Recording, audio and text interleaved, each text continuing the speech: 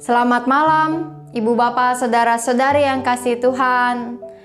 Di malam hari ini kita akan membahas mengenai pohon cemara.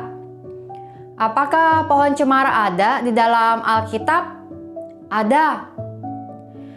Nah, biasanya pada gambar-gambar Natal tentang kelahiran Tuhan Yesus, maka kita tahu gambarannya adalah tentang Tuhan Yesus yang masih bayi. Lalu ada Maria, Yusuf di sebuah kandang. Lalu juga ada pohon-pohon di sekitarnya. Seperti gambar ini misalnya. Apakah Bapak Ibu melihat ada yang aneh dengan gambar ini? Ya, di gambar ini dilukiskan bahwa rumah itu berselimutkan salju serta ada pohon cemara yang menjadi dekorasi dari gambar itu. Namun gambar ini sebenarnya keliru karena dalam peristiwa kelahiran Tuhan Yesus pada waktu itu sepertinya terjadi justru pada musim panas sehingga para gembala dapat mengembalakan domba-domba mereka di padang. Pun kalau terjadi di musim dingin maka tidak ada salju di sana seperti di gambar ini dan juga tidak ada pohon cemara. Gambaran pohon cemara disatukan dengan gambaran Natal adalah sebuah kebiasaan atau tradisi kekristenan dari Barat. Ketika kekristenan Barat yang mengenal peristiwa Natal terjadi pada Desember saat mereka mengalami salju, maka pohon yang tetap berdiri adalah pohon cemara, sehingga bisa dipakai untuk menghias suasana menjadi suasana Natal. Namun, di dalam tradisi kekristenan kita, tentu saja pohon cemara itu tidaklah masuk di dalam cerita Natal. Pun kalau ada pohon yang mendekorasi situasi, pohonnya tentu jenis pinang-pinangan atau palem yang seperti ini. Nah, Ibu Bapak, Saudara-saudara yang kasih Tuhan, tetapi memang pohon cemara ada di dalam Alkitab. Namun bukan di dalam cerita tentang kelahiran Tuhan Yesus. Maka menggabungkan kelahiran Tuhan Yesus dengan dekorasi cemara adalah sebuah hal yang sebenarnya tidak sesuai dengan kisah Alkitab. Nah, pohon cemara ada di dalam Alkitab. Jika melihat Alkitab secara keseluruhan di dalam terjemahan baru yang kita pakai pada saat ini, maka ada 3 ayat yang menyebut tentang pohon cemara, yaitu ada di Yesaya 41 ayat 19, Yesaya 60 ayat 13, serta Yehezkiel 27 ayat 6. Di dalam Yehezkiel 27 ayat 6 dikatakan, pohon tarbantin dari Basan dipakai untuk dayungmu, geladakmu mereka buat dari tulang gading, ditahtakan di cemara dari pohon kitim. Jadi pada saat itu Yehezkiel sedang menggambarkan sebuah nubuatan yang disampaikan Tuhan melalui Nabi Yehezkiel. Dan di dalam nubuatan itu menjelaskan tentang kejatuhan kerajaan Tirus, yang pada masa itu kerajaan Tirus memiliki armada laut yang memang kuat dan hebat. Dan Yehezkiel 27 ayat 6 ini menggambarkan salah satunya tentang kehebatan struktur dari kapal-kapal kerajaan Tirus yang dipakai untuk berdagang maupun berperang. Namun kehebatan Tirus itu kemudian dinubuatkan di dalam Yehezkiel akan mengalami kejatuhan. Nah, di dalam terjemahan baru Alkitab kita, maka hanya 3 ayat ini yang menyebut tentang pohon cemara. Jika Ibu Bapak, Saudara-saudari memiliki Alkitab terjemahan lama dari Lembaga Alkitab Indonesia, maka akan menemukan lebih banyak lagi kata cemara. Kata cemara yang ada di dalam terjemahan lama biasanya diambil dari bahasa Ibraninya adalah eres, yaitu dalam terjemahan sekarang kita menemukan sebagai pohon aras. Maka terjemahan baru ini membedakan antara pohon aras, yaitu bahasa Ibrani-nya eres, dengan pohon cemara, yang bahasa Ibrani-nya adalah teasher.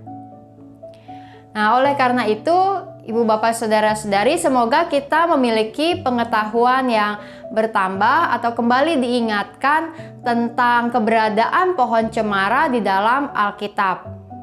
Gambaran tentang kelahiran Tuhan Yesus yang menempatkan pohon cemara sebagai dekorasinya, maka tentu adalah sebuah gambaran yang tidak cocok, tidak sesuai dengan kisah Alkitab. Pohon cemara ada pada masa itu, namun tidak di semua tempat, apalagi di kota atau desa seperti Bethlehem. Yang ada palem atau sejenis pohon pinang-pinangan yang pada waktu itu tentu lebih banyak berada di Bethlehem dan kemudian juga berada di sekitar peristiwa kelahiran Tuhan Yesus. Nah, semoga kita dapat terus menambah pengetahuan kita dan terus belajar mendalami Alkitab kita. Kini mari kita menaikkan doa-doa kita. Pokok doa yang pertama, mari kita bersyukur atas Alkitab yang menjadi firman, kehidupan yang menjadi pedoman bagi kita. Dan kita mau bersyukur kita bisa juga belajar untuk mendalami Alkitab di dalam seluruh hari-hari dan kehidupan yang kita jalani. Dan bahkan mungkin dalam masa pandemi ini kita lebih punya banyak waktu untuk belajar Alkitab, bukan? Mari kita bersyukur kepada Tuhan.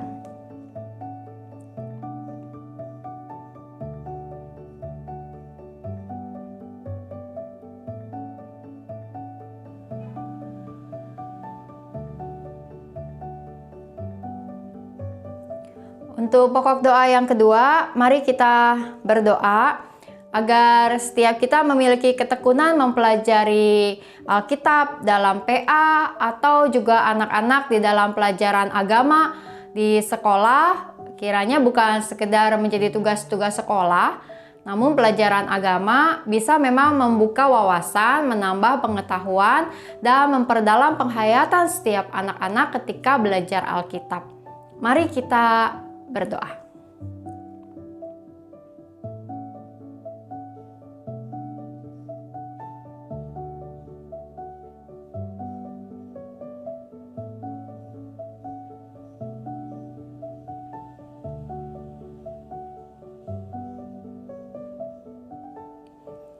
Yang ketiga, mari berdoa untuk penanganan COVID-19, untuk kebijakan pemerintah, kerjasama dan kesadaran masyarakat, serta tugas setiap tim medis. Kita doakan.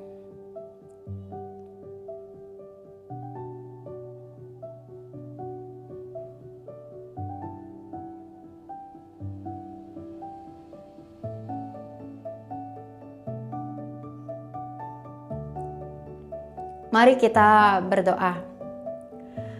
Allah yang Maha Kasih, di dalam keadaan dan kondisi kami yang lebih banyak berada di rumah masih pada saat ini, Tuhan, biarlah kami bisa menggunakan waktu kami dengan baik dan efektif menjalankan tugas dan kesempatan yang Tuhan berikan kepada kami untuk melakukan banyak hal yang baik.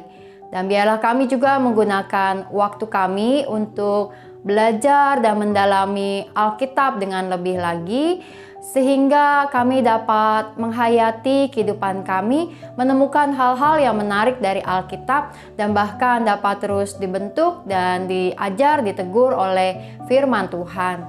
Tuhan, Kau berkati kiranya setiap kami yang berada di dalam kondisi rumah kami masing-masing saat ini, dengan semua hal yang terasa menyenangkan, maupun suasana ketika kami merasa bosan, merasa lelah, merasa jenuh dengan situasi yang terus berada di rumah. Tuhan, biarlah kami memiliki hikmat untuk terus menjaga diri kami dengan baik dan juga dapat melewati waktu justru dengan sukacita dan gembira. Karena dengan gembira, maka segala sesuatu akan terasa lebih ringan dan menyenangkan. Tuhan, Berkati kami di malam hari ini, biarlah kami dapat beristirahat dengan baik, dan esok hari kami akan bangun dengan kekuatan yang baru menjalankan kehidupan kami. Tuhan sertai juga kiranya ibadah pemakaman yang besok akan dijalankan untuk Ibu Erna Lukman di Gunung Sindur, biarlah seluruhnya berjalan dengan baik dan Tuhan terus Engkau meneguhkan dan menguatkan keluarga yang berduka. Tuhan, inilah doa kami membawa doa kami ke dalam tangan pengasihan Tuhan yang senantiasa menjaga dan menyertai kami. Hanya dalam nama Tuhan Yesus kami berdoa. Amin. Kiranya setiap kita dapat terus menggunakan waktu untuk tekun mempelajari Alkitab, mengambil maknanya, dan menjalani hidup kita semakin dekat dengan Tuhan. Selamat malam dan Tuhan memberkati.